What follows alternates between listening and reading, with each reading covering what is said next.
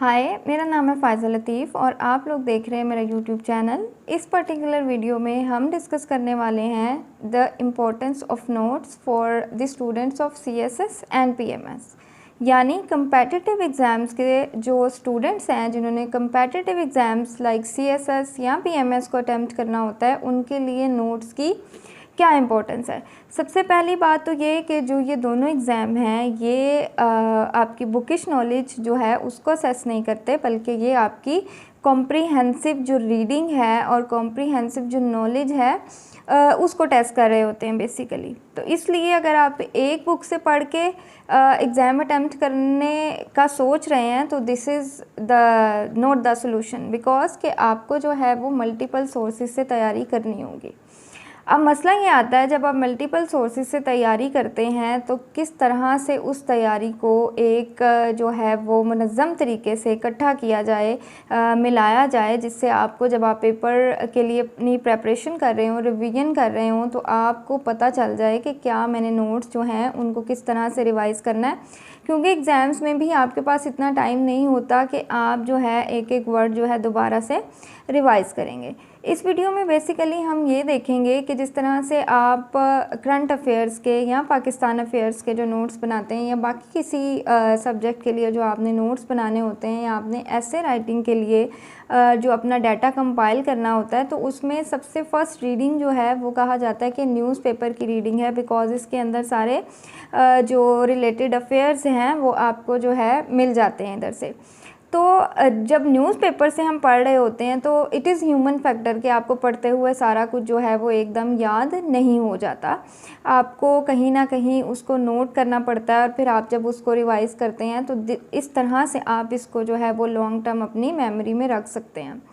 तो मैंने यहाँ पर जो है आपके लिए एक दो एडिटोरियल्स जो हैं डॉन न्यूज़पेपर के, एक दो एडिटोरियल्स जो हैं जो आपके बिल्कुल रेलिवेंट टॉपिक्स हैं, उसके कुछ नोट्स जो हैं वो प्रिपेयर किए हुए हैं। हम इन नोट्स को देखेंगे और साथ साथ मैं आपको गाइड करूँगी कि मैंने इसको किस टेक्निक से बनाया है और आप इसको किस तरह से अपने लिए जो है वो अटेम्प्ट कर सकते हैं, आप किस तरह से इसको जो है वो यूज़ कर सकते हैं। जी, तो हमारा फर्स्ट जो एडिटोरियल है ये है अनप्रिपेयर्ड फॉर क्लाइमेट चेंज, यानी क्लाइमेट चेंज से रिलेटेड है। अब यहाँ पर एक बात ये भी नोट करने वाली है कि आपने हर एडिटोरियल को इतनी डिटेल से नहीं पढ़ना, सिर्फ वो जो कि हॉट टॉपिक्स हैं या जो बहुत ज़्यादा आपके रेलिवेंट टॉपिक्स हैं, आपने उन एडिटोरियल्स को जो है वो डिटेल से पढ़ना है, क्योंकि उनसे रिलेटेड जो फैक्ट्स एंड फिगर्स हैं, जो स्टैट्स हैं, वो आपको यहाँ से मिल सकती हैं। तो ये जो पर्टिकुलर एडिटोरियल है ये जुलाई 8 जो है उसका मैंने उठाया है डॉन एडिटोरियल से, और इसका जो टॉपिक है वो क्लाइमेट चेंज से रिलेटेड है और इसका टाइटल जो है वो है अनप्रिपेयर्ड फॉर क्लाइमेट चेंज और it is written by Ali Tauqeer Sheikh. और मेन थीम जो है, जैसा कि मैंने बताया, कि दैट इज़ क्लाइमेट चेंज। तो यहाँ आप देख रहे हैं मैंने एक लिस्ट जो है वोकैबुलरी की वो यहाँ पर दी है, जिसमें मैंने ये बताया है कि जितने भी जो इसके ज़्यादा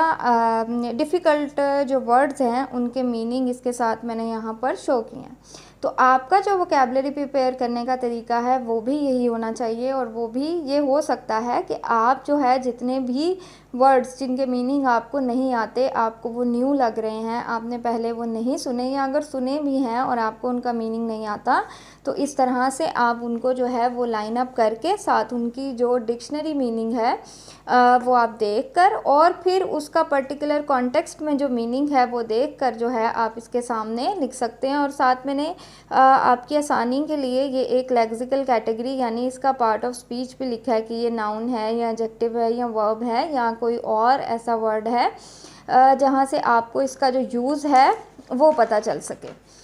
इस लिस्ट के बाद मैंने जो है एक मेन पॉइंट्स जो हैं, जिस तरह से आप जैसे जैसे एडिटोरियल को पढ़ेंगे तो उसमें जो भी आपको लगता है कि ये जी इस एडिटोरियल में ये मेन पॉइंट्स जो हैं वो डिस्कस हुए हुए हैं, तो आप उसको फ्रेजेस की फॉर्म में या सेंटेंसेस की फॉर्म में जो है वो इस तरह से लिख सकते हैं। लाइक इसमें जो बात की गई थी, मेन पॉइंट्स थे वो क्लाइमेट इंड्यूस्ड डिज़ास्टर से रिलेटेड था, नॉन सीरियस रोल था पाकिस्तानी क्लाइमेट पॉलिसी मेकर्स का, एंड जो क्लाइमेट वल्नरेबिलिटीज़ हैं जो कि लॉस और डैमेज की तरफ लेकर जा रही हैं, और टाइम जो है वो ये है इस वक्त कि आपको इमीडिएट, लॉन्ग टर्म और सिस्टमेटिक एक्शंस जो हैं वो लिए जाएं क्लाइमेट क्राइसिस से रिलेटेड। अब यहाँ पर जो मेन बहुत ज़्यादा इम्पोर्टेंट पॉइंट्स थे, आप देख रहे हैं कि मैंने उनको इन जो है ये चिट पैड्स पर शो किया है, वो इसलिए कि जब भी आप अपने नोट्स बना रहे होते हैं तो आप कुछ ना कुछ उनमें इस तरह का एक जो है एलिमेंट डालते हैं, इंक्लूड करते हैं कि वो आप जब आपके सामने वो टॉपिक दोबारा आए तो आपके माइंड में क्लिक कर जाए कि मैंने जो है वो एक उसको अलहदा से कलर दे के या एक अलहदा से हेडिंग जो है वो मैंने बना कर लिखा था। तो इसमें एक पॉइंट तो ये है कि पाकिस्तान जो है वो क्लाइमेट क्राइसिस के लिए लीस्ट प्रिपेयर्ड है। दूसरा ये है कि पॉलिसी मेकर्स हैं but they don't fulfil their responsibilities related to the management of climate crisis. और थर्ड पॉइंट है कि जो हमारी गवर्नमेंट्स हैं दे प्ले विक्टिम कार्ड, कि जी ये उस गवर्नमेंट को करना चाहिए, उस गवर्नमेंट ने ये ठीक नहीं किया। तो दिस इज़ द थिंग के जो इस पैराग्राफ के मेन पॉइंट्स थे वो जो हाईलाइटेड वंस थे, दे आर द वंस। उसके बाद आता है कि जी अब सोल्यूशन यहाँ पर वो दे रहा है, वे फॉरवर्ड एक उसकी बात कर रहा है कि एक बड़ा सिस्टमैटिक और कोऑर्डिनेटेड का ये मतलब है कि डिफरेंट जो इंस्टीट्यूशंस हैं वो सब मिलकर जो है कोशिश कर सकते हैं कि वो ये जो वल्नरेबिलिटीज़ हैं इनको कम कर सकें। अच्छा, अब उसके बाद आप देख रहे हैं कि मैंने एक और जो मेन आइडिया है उसको यहाँ पर प्रेजेंट किया अलग से कि flood preparedness by the national disaster management authority offers a hidden success story. यानी एनडीएमए जो था उसने डायरेक्ट लॉसेस जो थे रिवरिन फ्लड से हुए थे उनको कंट्रोल तो किया था, लेकिन जो भी डेवलपमेंट्स होती हैं, जो भी सक्सेसेस होती हैं, जो भी गुड पॉइंट्स होते हैं वो कभी भी इस तरह से शो नहीं किए जाते बल्कि वो